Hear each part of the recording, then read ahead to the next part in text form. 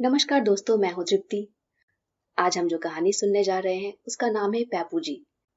पैपूजी का अर्थ होता है पैरों की पूजा करना।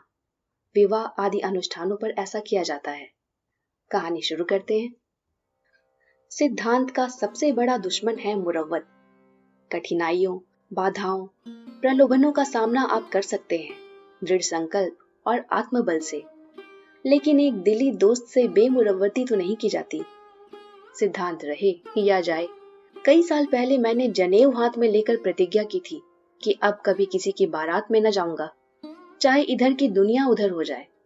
ऐसी विकट प्रतिज्ञा करने की जरूरत क्यों पड़ी, इसकी कथा लंबी है। बारात थी कायस्थों की, समधी थे मेरे पुराने मित्र। बारातियों में अधिकांश जान पहचान के लोग थे। देहात में जाना था। मैंने सोचा चलो 2-3 दिन देहात की सैर रहेगी, चल पड़ा। लेकिन मुझे यह देखकर हैरत हुई कि बारातियों की वहां जाकर बुद्धि ही कुछ भ्रष्ट हो गई है। बात बात पर झगड़ा तकरार, सभी कन्या पक्ष वालों से मानो लड़ने को तैयार। यह चीज नहीं आई, वह चीज नहीं भेजी, यह आदमी है या जानवर, पानी बिना बर्फ के कौन पिएगा। गधे ने बर्फ भेजी भी तो 10 सिर। पूछो 10 सिर बर्फ लेकर आंखों में लगाएं या किसी देवता को चढ़ाएं। अजब चिल पौ मची हुई थी। कोई किसी की ना सुनता था। समधी साहब सिर पीट रहे थे कि यहाँ उनके मित्रों की जितनी दुर्गति हुई उसका उन्हें उम्र भर खेद रहेगा। वह क्या जानते थे कि लड़की वाले इतने गंवार हैं। गंवार क्यों, मतलब ही कहिए। कहने को शिक्षित हैं, सभ्य हैं, भद्र हैं, धन भी भगवान की दया से कम नहीं है, मगर दिल के इतने छोटे। 10 सिर बर्फ भेजते हैं, सिगरेट की एक डिबिया भी नहीं। फंस गया और क्या। मैंने उनसे बिना सहानुभूति दिखाए कहा, सिगरेट नहीं भेजे तो कौन सा बड़ा अनर्थ हो गया। खमीरा तंबाकू तो 10 सिर भेज दिया है, पीते क्यों नहीं घोल घोल कर। मेरे समधी मित्र ने विस्मय भरी आंखों से मुझे देखा, मानो उन्हें कानों पर विश्वास न हो। ऐसी अनीति। बोले, आप भी अजीब आदमी हैं। खमीरा यहाँ कौन पीता है। मुद्दत हुई लोगों ने गुड़गुड़िया और फर्शिया गुदड़ी बाजार में बेच डाली। थोड़े से दकियानूसी अब भी हुक्का गुड़गुड़ाते हैं, लेकिन बहुत कम। यहाँ तो ईश्वर की कृपा से सभी नई रोशनी, नए विचार, नए जमाने के लोग हैं, और कन्या वाले यह बात जानते हैं, फिर भी सिगरेट नहीं भेजी। यहाँ कई सज्जन 8-10 डिबिया रोज पी जाते हैं। एक साहब तो 12 तक पहुंच जाते हैं, और 4-5 डिबिया तो आम बात है। इतने आदमियों के बीच 500 डिबिया भी न हो तो क्या हो। और बर्फ देखी है आपने, जैसे दवा के लिए भेजी है। यहाँ इतनी बर्फ घर घर जाती है, मैं तो अकेला ही 10 सेर पी जाता हूँ। देहातियों को कभी अकल ना आएगी, पढ़ लिख कितने ही जाए। मैंने कहा, तो आपको अपने साथ एक गाड़ी सिगरेट और टन टन भर के बर्फ लेते आना चाहिए था। वह स्तंभित हो गए।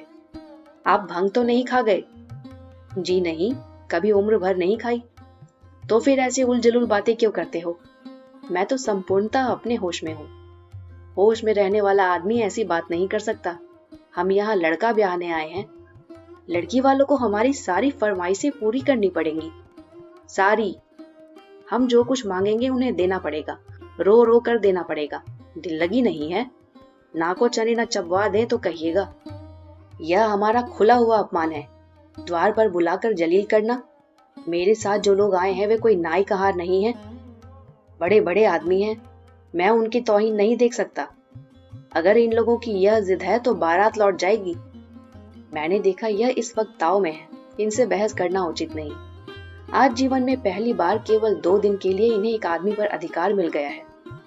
उसकी गर्दन इनके पांव के नीचे है। फिर उन्हें क्यों ना नशा हो जाए, क्यों ना सिर फिर जाए, और क्यों ना दिल खोल कर रौब जमाए। वर पक्ष वाले कन्या पक्ष वालों पर मुद्दतों से हुकूमत करते चले आए हैं, और उस अधिकार को त्याग देना आसान नहीं। इन लोगों के दिमाग में इस वक्त यह बात कैसे आएगी कि तुम कन्या पक्ष वालों के मेहमान हो, और वे तुम्हें जिस तरह रखना चाहें तुम्हें रहना पड़ेगा। मेहमान को जो आदर सत्कार चूनी चोकर रूखा सूखा मिले, उस पर उसे संतुष्ट होना चाहिए। शिष्टता यह कभी गवारा नहीं कर सकती कि वह जिनका मेहमान है उनसे अपनी खातिरदारी का टैक्स वसूल करे। मैंने वहां से टल जाना ही मुनासिब समझा। लेकिन जब विवाह का मुहूर्त आया, इधर से 1 दर्जन विस्की की बोतलों की फरमाइश हुई, और कहा गया कि जब तक बोतलें ना आ जाएंगी हम विवाह संस्कार के लिए मंडप में न जाएंगे। तब मुझसे न देखा गया। मैंने समझ लिया कि ये सब पशु हैं, इंसानियत से खाली। इनके साथ एक क्षण रहना भी अपनी आत्मा का खून करना है। मैंने उसी वक्त प्रतिज्ञा की कि अब कभी किसी बारात में न जाऊंगा और अपना बोरिया बक्सा लेकर उसी क्षण वहां से चल दिया। इसलिए जब गत मंगलवार को मेरे परम मित्र सुरेश बाबू ने मुझे अपने लड़के के विवाह का निमंत्रण दिया, तो मैंने सुरेश बाबू को दोनों हाथों से पकड़कर कहा, जी नहीं, मुझे माफ कीजिए, मैं न जाऊंगा। उन्होंने खिन्न होकर कहा, आखिर क्यों? मैंने प्रतिज्ञा कर ली है, अब किसी बारात में न जाऊंगा। अपने बेटे की बारात में भी नहीं। बेटे की बारात में मैं खुद का स्वामी रहूंगा। तो समझ लीजिए यह आप ही का पुत्र है और आप यहां अपने स्वामी हैं। मैं निरुत्तर हो गया। फिर भी मैंने अपना पक्ष न छोड़ा। आप लोग वहां कन्या पक्ष वालों से सिगरेट, बर्फ, तेल, शराब आदि चीजों के लिए आग्रह तो न करेंगे? भूल कर भी नहीं। इस विषय में मेरे विचार वही हैं जो आपके। ऐसा तो न होगा कि मेरे जैसे विचार रखते हुए भी आप वहीं दुराग्रहियों की बात में आ जाएं और वे अपने हथकंडे शुरू कर दें। मैं आप ही को अपना प्रतिनिधि बनाता हूं। आपके फैसले की वहां कहीं अपील न होगी। दिल में तो मेरे अब भी कुछ संशय था, लेकिन इतना आश्वासन मिलने पर और ज्यादा अड़ना असज्जनता थी। आखिर मेरे वहां जाने से वह बेचारे तर तो नहीं जाएंगे। केवल मुझसे स्नेह रखने के कारण ही तो यह सब कुछ मेरे हाथों सौंप रहे हैं। मैंने चलने का वादा कर लिया, लेकिन जब सुरेश बाबू विदा होने लगे तो मैंने घड़े को जरा और ठोका। लेन देन का तो कोई झगड़ा नहीं है, नाम को नहीं। वे लोग अपनी खुशी से जो कुछ देंगे हम ले लेंगे। मांगने ना मांगने का अधिकार तो आपका रहेगा। अच्छी बात है, मैं चलूंगा। शुक्रवार को बारात चली। केवल रेल का सफर था और वह भी 50 मील का। तीसरे पहर के एक्सप्रेस से चले और शाम को कन्या के द्वार पर पहुंच गए। वहां हर तरह का सामान मौजूद था। किसी चीज के मांगने की जरूरत न थी। बारातियों की इतनी खातिरदारी भी हो सकती है, इसकी मुझे कल्पना भी न थी। घराती इतने विनीत हो सकते हैं। कोई बात मुंह से निकली नहीं कि एक की जगह 4 आदमी हाथ बांधे हाजिर। लगन का मुहूर्त आया। हम सभी मंडप में पहुंचे। वहां तिल रखने की जगह भी न थी। किसी तरह धंस धंसाकर अपने लिए जगह निकाली। सुरेश बाबू मेरे पीछे खड़े थे। बैठने को वहां जगह न थी। कन्यादान का संस्कार शुरू हुआ। कन्या का पिता एक पीतांबर पहने आकर वर के सामने बैठ गया और उसके चरणों को धोकर उन पर अक्षत, फूल आदि चढ़ाने लगा।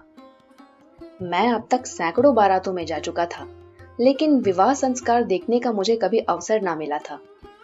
इस समय वर के सगे संबंधी ही जाते हैं। अन्य बाराती जनवासी में पड़े सोते हैं या नाच देखते हैं या ग्रामोफोन के रिकॉर्ड सुनते हैं, और कुछ ना हुआ तो कई टोलियों में ताश खेलते हैं। अपने विवाह की मुझे याद नहीं। इस वक्त कन्या के वृद्ध पिता को एक युवक के चरणों की पूजा करते देखकर मेरी आत्मा को चोट लगी। यह हिंदू विवाह का आदर्श है या उसका परिहास? जामाता एक प्रकार से अपना पुत्र है। उसका धर्म है कि अपने धर्मपिता के चरण धोए, उस पर पान फूल चढ़ाए। यह तो नीति संगत मालूम होता है।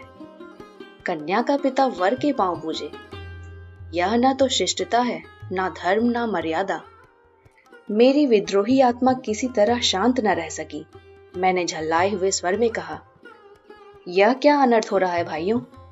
कन्या के पिता का यह अपमान! क्या आप लोगों में आदमियत रही ही नहीं?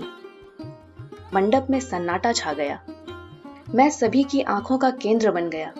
मेरा क्या आशय है यह किसी की समझ में ना आया। आखिर सुरेश बाबू ने पूछा, कैसा अपमान और किसका अपमान? यहां तो किसी का अपमान नहीं हो रहा है। कन्या का पिता वर के पांव पूजे, यह अपमान नहीं तो क्या है? यह अपमान नहीं भाई साहब, प्राचीन प्रथा है। कन्या के पिता महोदय बोले, यह मेरा अपमान नहीं है मान्यवर।